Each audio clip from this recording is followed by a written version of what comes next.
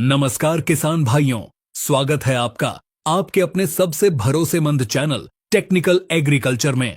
किसान भाइयों, आज का यह वीडियो कोई साधारण वीडियो नहीं है। इसे आप खेती का एक पूरा कोर्स, एक पूरी ट्रेनिंग मानकर चलिए। आज हम जिस विषय पर बात करने वाले हैं वह आधुनिक खेती की रीढ़ की हड्डी है। अगर आपने आज के इस वीडियो को पूरा देख लिया और इसमें बताई गई बातों को अपने खेत में लागू कर दिया तो मेरा यह दावा है और मैं यह बात जिम्मेदारी के साथ कह रहा हूं कि आपकी पैदावार में जो अंतर आएगा वो देखकर आपके पड़ोसी किसान भी आपसे सलाह लेने आएंगे। आज हम बात करेंगे वाटर सॉल्युबल फर्टिलाइजर्स यानी जल में घुलनशील खादों की A to Z जन्म कुंडली के बारे में। 19-19-19, 0-52-34, 13-0-45, 12-61-0, calcium nitrate, magnesium sulphate, boron, zinc, यह सब क्या है, इनका सही कॉम्बिनेशन क्या है और सबसे बड़ी बात वो कौन सा विज्ञान है जो इनके पीछे काम करता है। हम अक्सर दुकान पर जाते हैं, दुकानदार जो दे देता है हम ले आते हैं, लेकिन आज हम आपको एक जागरूक और वैज्ञानिक किसान बनाएंगे। सबसे पहले शुरुआत करते हैं एक बुनियादी सवाल से। आखिर हमें वाटर सॉल्युबल खाद की जरूरत क्यों पड़ी? हमारे पास यूरिया था, DAP था, सुपर फास्फेट था, पोटाश की बोरियां थीं। फिर यह महंगे खाद क्यों? इसको समझने के लिए हमें पौधे के भोजन लेने के तरीके को समझना होगा। देखिए, पौधा अपना भोजन दो तरीकों से लेता है, एक मुंह से और एक त्वचा से। जड़ें उसका मुंह हैं और पत्तियां उसकी त्वचा। जब हम दानेदार खाद जैसे DAP जमीन में डालते हैं तो उसकी घुलनशीलता बहुत कम होती है। वैज्ञानिक शोध बताते हैं कि दानेदार DAP का केवल 30 से 35% हिस्सा ही पौधे को मिल पाता है। बाकी का 65% से 70% हिस्सा मिट्टी में जाकर लॉक हो जाता है, फिक्स हो जाता है। यानी आपने 100 रुपए खर्च किए तो 70 रुपए मिट्टी में बेकार चले गए। और तो और यह जमी हुई खाद हमारी मिट्टी को सख्त और बंजर बनाती रही है। वहीं दूसरी तरफ वाटर सॉल्युबल खाद एक हाईटेक तकनीक है। यह खाद 100% शुद्ध होती है। इसमें फिलर मटेरियल यानी कचरा या मिट्टी बिल्कुल नहीं होती। जब आप इसे पानी में घोलते हैं तो यह पूरी तरह आयंस में बदल जाती है और पौधे की जड़ें भोजन को आयंस के रूप में ही लेती हैं। जब आप इसे ड्रिप से देते हैं तो इसकी दक्षता 80 से 90% होती है और जब आप इसे पत्तियों पर स्प्रे करते हैं तो यह दक्षता 95% तक चली जाती है, यानी कम लागत में ज्यादा मुनाफा। इसे कहते हैं स्मार्ट फार्मिंग। अब हम एक एक करके हर खाद के बारे में गहराई से जानेंगे। सिर्फ यह नहीं कि कब डालना है, बल्कि यह भी कि यह पौधे के अंदर जाकर करता क्या है। सबसे पहले लेते हैं NPK 19-19-19 को। बहुत से किसान भाई इसे साधारण खाद समझते हैं, लेकिन यह पौधे का स्टार्टर पैक है। जब बच्चा पैदा होता है तो उसे संतुलित आहार चाहिए होता है। ठीक वैसे ही जब फसल 20 से 25 दिन की होती है उसे नाइट्रोजन चाहिए क्लोरोफिल बनाने के लिए, जिससे पौधा हरा दिखे। उसे फास्फोरस चाहिए नई जड़ें निकालने के लिए और उसे पोटाश चाहिए अपनी इम्यूनिटी यानी रोग प्रतिरोधक क्षमता बढ़ाने के लिए। 19-19-19 यह तीनों काम एक साथ करता है। लेकिन यहाँ एक तकनीकी बात ध्यान देने वाली है। अगर आपकी मिट्टी में पहले से नाइट्रोजन ज्यादा है या आपने बेसल डोज में यूरिया बहुत दे दिया है तो आप 19-19-19 की जगह 20-20-20 का इस्तेमाल कर सकते हैं या फिर केवल फास्फोरस और पोटाश पर फोकस कर सकते हैं। लेकिन सामान्य तौर पर किसी भी फसल की शुरुआती बढ़वार के लिए 19-19-19 का कोई विकल्प नहीं है। यह पौधे के मेटाबॉलिज्म को स्टार्ट करता है। अब आगे बढ़ते हैं एक बहुत ही पावरफुल खाद की तरफ, 12-61-0। इसे मोनो अमोनियम फास्फेट कहते हैं। किसान भाइयों, इसे जड़ों का राजा कहा जाता है। जरा सोचिए, पौधे की जड़ें ही वो पंप हैं जो जमीन से पानी और पोषक तत्व खींचती हैं। अगर पंप छोटा रह गया तो टंकी कैसे भरेगी? 12-61-0 में 61% फास्फोरस होता है। यह फास्फोरस सीधे जड़ तंत्र रूट जोन को एक्टिवेट करता है। इसका इस्तेमाल सिर्फ जड़ें बढ़ाने के लिए नहीं बल्कि तने की मोटाई बढ़ाने के लिए भी होता है। अक्सर हम देखते हैं कि फसल थोड़ी सी हवा चलते ही गिर जाती है। इसे लॉजिंग कहते हैं। अगर आप शुरुआती अवस्था में 12-6-1-0 का सही इस्तेमाल करते हैं तो तना इतना मजबूत बनेगा कि फसल गिरेगी नहीं। साथ ही यह कल्ले फूटने टिलरिंग में भी मदद करता है।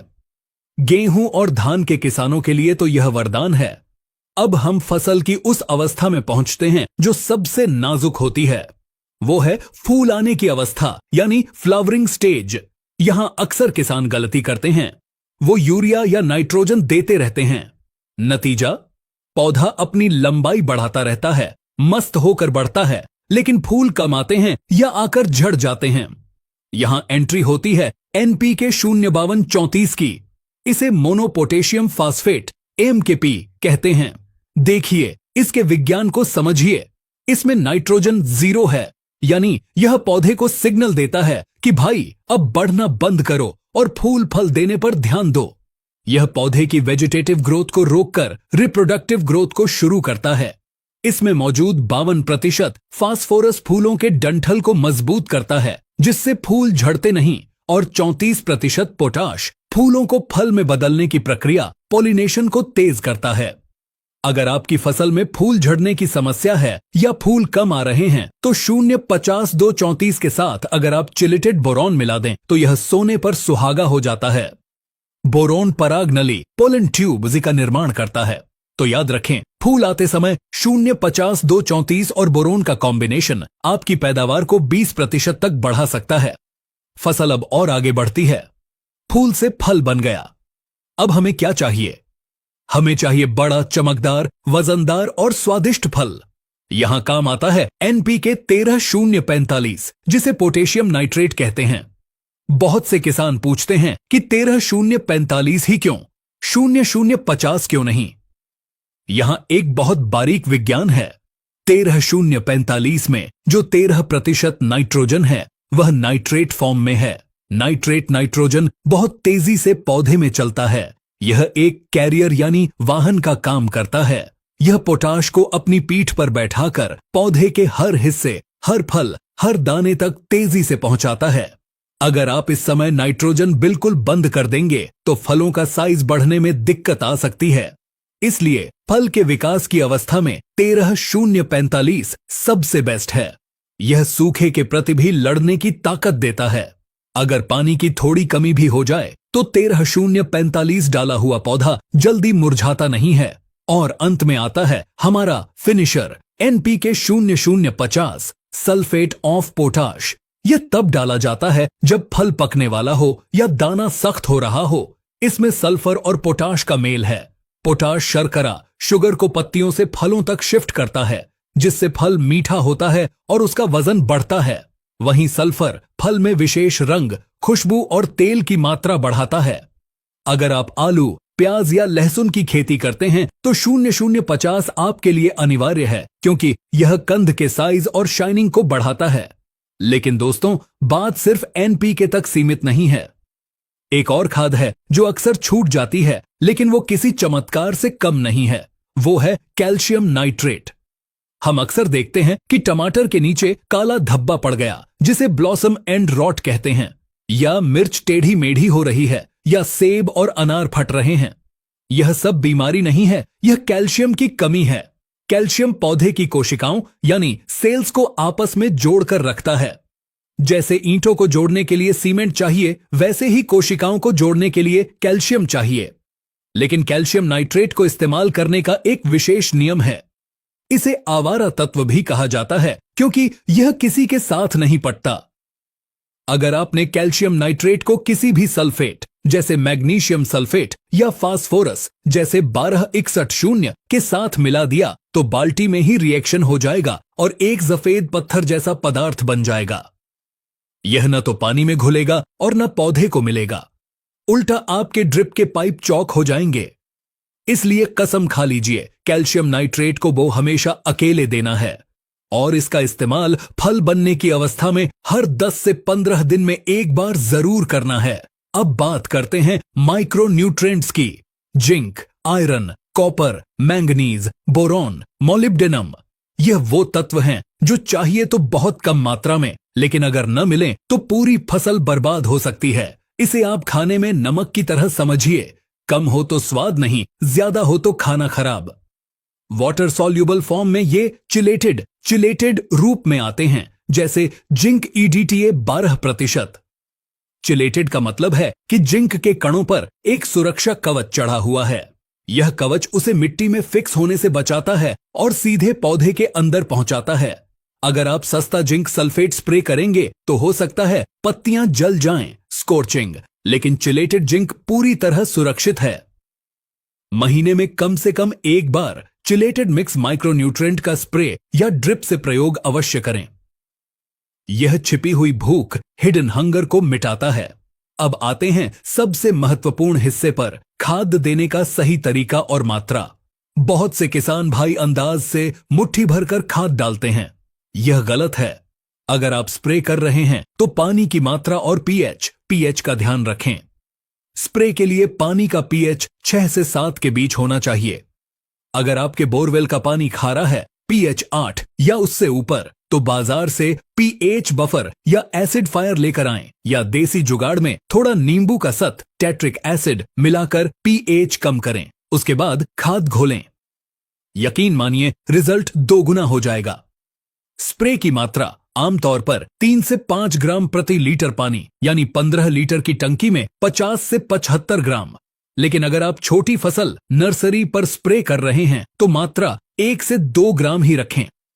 स्प्रे हमेशा शाम के समय करें या सुबह ओस सूखने के बाद। दोपहर की तेज धूप में स्प्रे करने से लीफ बर्न। इसके अलावा आजकल बाजार में बहुत से नकली खाद भी आ रहे हैं। असली वाटर सॉल्यूबल खाद की पहचान यह है कि वह पानी में डालते ही अपने आप घुलने लगती है और हाथ लगाने पर पानी बहुत ठंडा महसूस होता है।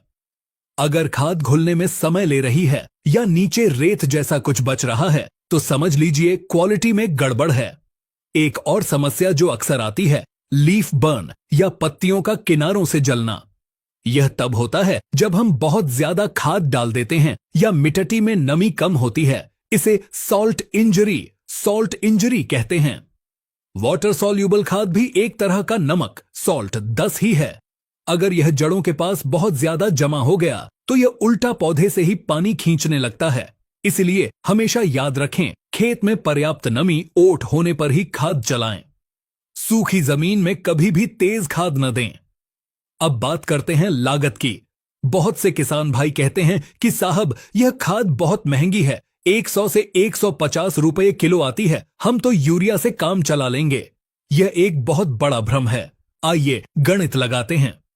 आप 50 किलो यूरिया डालते हैं जिसकी कीमत कम है, लेकिन उसका 60% बेकार जा रहा है। साथ ही उससे बीमारियां बढ़ रही हैं, जिसके लिए आप बाद में हजारों की कीटनाशक डालते हैं। वहीं अगर आप 3 किलो वाटर सॉल्यूबल खाद डालते हैं तो वो पूरी की पूरी पौधे को लगती है। फसल जल्दी तैयार होती है, फल की क्वालिटी ए ग्रेड होती है, जो मंडी में 2 से 5 रुपए महंगा बिकता है। अंत में जब आप कुल हिसाब लगाएंगे तो पाएंगे कि वाटर सॉल्यूबल खाद ने आपकी लागत नहीं बढ़ाई, बल्कि मुनाफा बढ़ाया है। किसान भाइयों, खेती अब सिर्फ मेहनत का काम नहीं, बल्कि दिमाग का काम है। प्रेसिजन फार्मिंग, सटीक खेती का जमाना है।